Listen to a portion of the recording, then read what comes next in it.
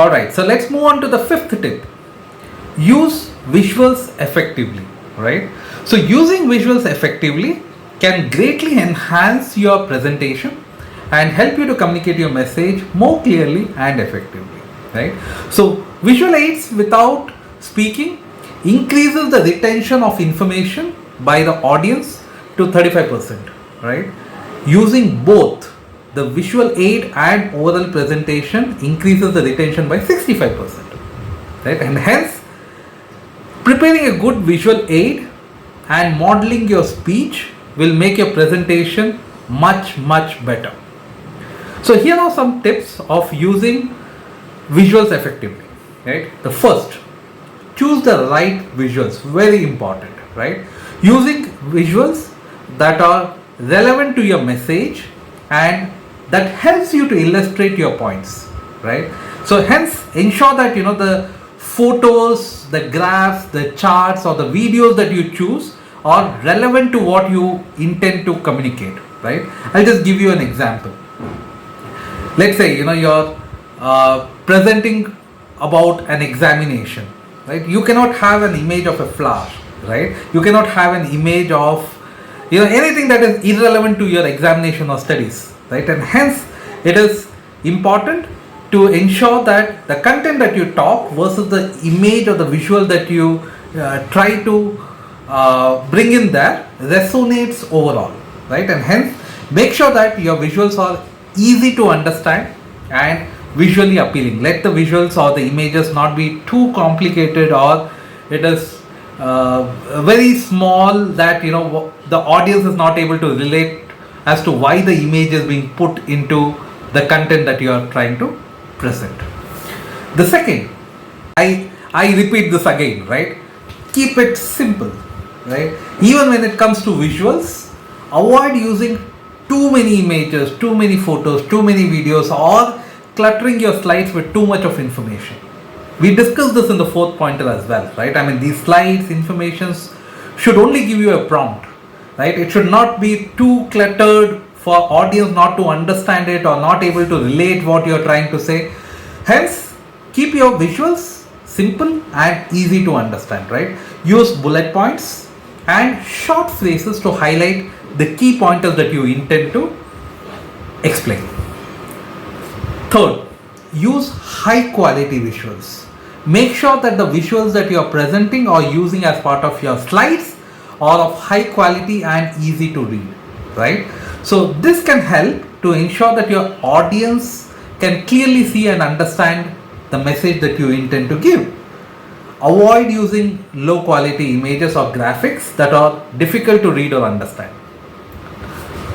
The next pointer, practice with your visuals, right? I think we discussed this earlier in the video as well. Practice is very important and hence practice with your slides, practice with the visuals that you intend to showcase in the presentation. So practice delivering your presentation with the visuals so that they are integrated effectively with your presentation, right? So make sure that you know when to advance your slides and your visuals are very well synced with your message, right? The fifth or the next pointer, use visuals to enhance your message. Let it not duplicate, right? So visuals should support your message and help to illustrate your pointers, right? Don't rely too heavily on visuals to carry your message, right? So both, the visuals and your presentation or your oral speech should help each other, should support each other, right? So hence use them to enhance your message and to make it more engaging for your audience, right?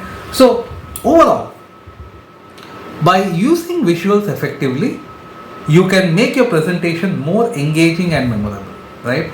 You might still recall certain presentations where you saw a certain image in the presentation and that image might still be in your minds, right? And that may make you remember the presentation session that you went through, right? So visuals can help you to communicate your message more clearly and effectively, and it can also help you to keep your audience engaged and interested throughout your presentation session. Very important.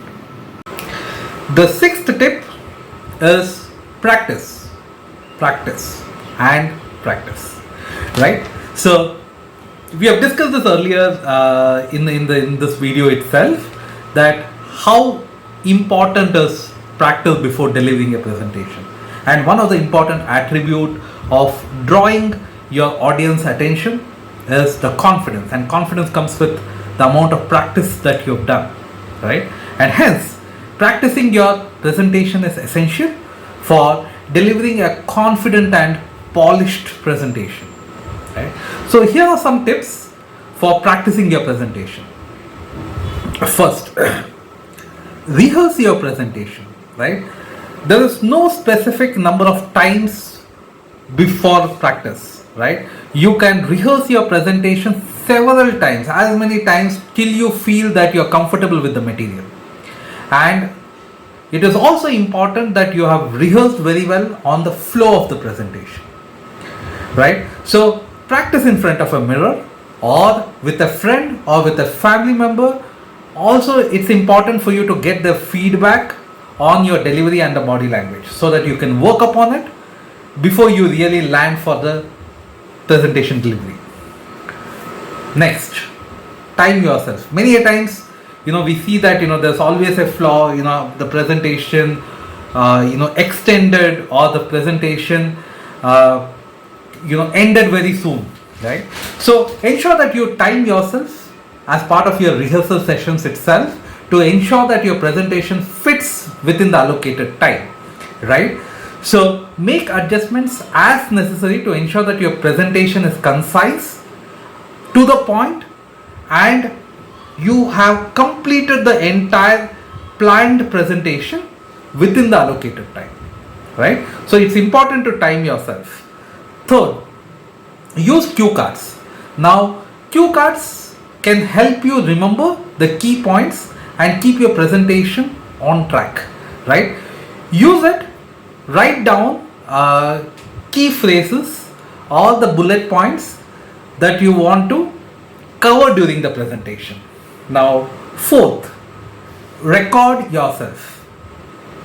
Record yourself delivering a presentation so that you identify areas that you may need to work upon improving, right? So listen to your recording to identify any verbal pauses that you had, any mistakes that you had, or any other habit that you may want to work upon. And hence, it's important that you record yourself, listen to it, and improvise. Fifth, get feedback.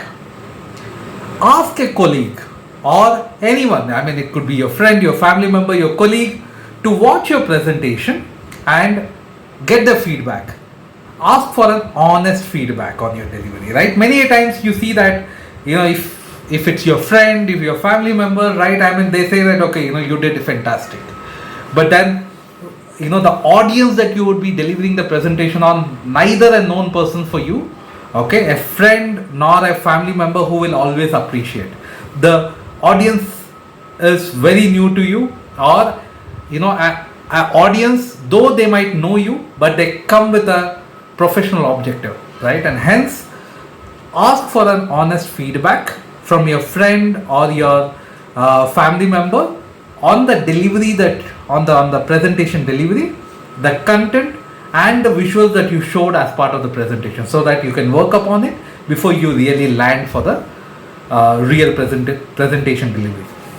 Sixth, practice under simulated conditions. Very important, right? So practice your presentation under conditions that are as close to the actual presentation as possible, because this can help you prepare for any sort of unexpected interruption or distractions, right? So keep your rehearsals in an environment as close to reality as possible. As we have been discussing, practicing your presentation is very important and crucial to make a great presentation, right? By practicing, you can improve your delivery and build your confidence. You can also identify areas where you may need to make adjustments to to your content or delivery, practicing can also help you deliver a more effective and engaging presentation that resonates directly with your audience, right? So there is no number of practices before a presentation, right? I mean, keep practicing till you feel that you are perfect and you are aligned to what your audience needs.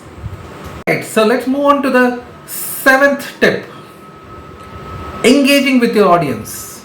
Now, very important, right? Because engaging with your audience is an important aspect for delivering a successful presentation. Now, when your audience is engaged, they are more likely to retain the message that you delivered as part of your presentation and also take action based on the presentation that you made. Here are some tips on how you can engage with your audience. First, start with a hook. I think if you recall, when I said the structure of a presentation, the very first was introduction, and I said that start your presentation with a strong opening statement, right? So that is what it actually means. So start your presentation with a strong opening statement or a question that captures the audience attention and establishes a connection with them, right? So you can also start the session with an activity so that the audience feel relaxed, loosen themselves, so that they get more comfortable and closer to you. Second, use storytelling, right? So storytelling with some sort of examples can make your message more relatable, right? So share some examples that can bring your message to life, right? I think we spoke about this in the earlier part of the video as well. Use testimonials, use some experiences from your professional experience or your personal life or any experience of your friend, something that you can bring some sort of a real life incident into the message so that it becomes very strong. Third, use humor, right? Because humor can help in breaking the ice and create a more relaxed atmosphere, right? Because many times, if the presentation is very serious, right, there is a possibility that the audience might feel less interested into your presentation over a period of time, and hence it's important where you use humor sparingly and make sure that it's appropriate to your audience, right? Ensure that the humor is not misleading or it is creating some sort of an uncomfort to your audience, right? Fourth, encourage participation, right? Otherwise it will become very monotonous, and if it becomes monotonous, take my words, it will only ensure that only you're talking and your audience, or they following you, not following you, or they really feeling interested in the session, the content that you are trying to imbibe in them, is it really getting into their minds or not, right? Because the effectiveness of a presentation is based on how much have you impacted your audience with your delivery, right? And hence encourage participation, because if you encourage participation in your presentation, right, by asking questions or feedback, it can help create a more interactive and engaging experience for your audience, right?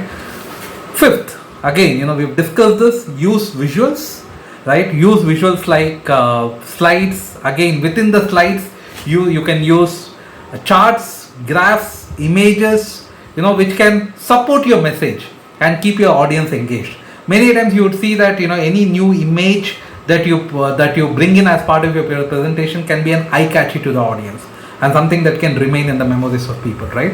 And ensure that the visuals are relevant and easy to understand. I think we have discussed this in detail in the previous part, right? If you have missed that, please go back to the video and get the complete understanding of how visual aids can help you in your presentation, right?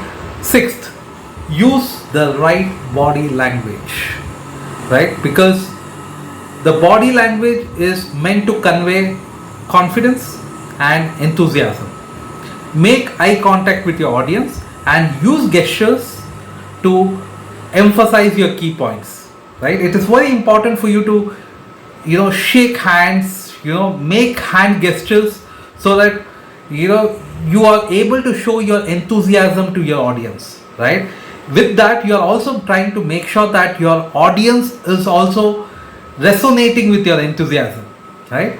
Seventh, be passionate, right? Very important, because as a presenter, you got to show the confidence, the passion that you have for the topic, and the enthusiasm that you have for the topic during the presentation, because your energy and enthusiasm can help your audience be engaged and interested throughout the session. Because it is more about this, as a presenter, you got to transfer your energy into your audience, so that it's a win-win presentation for both, right?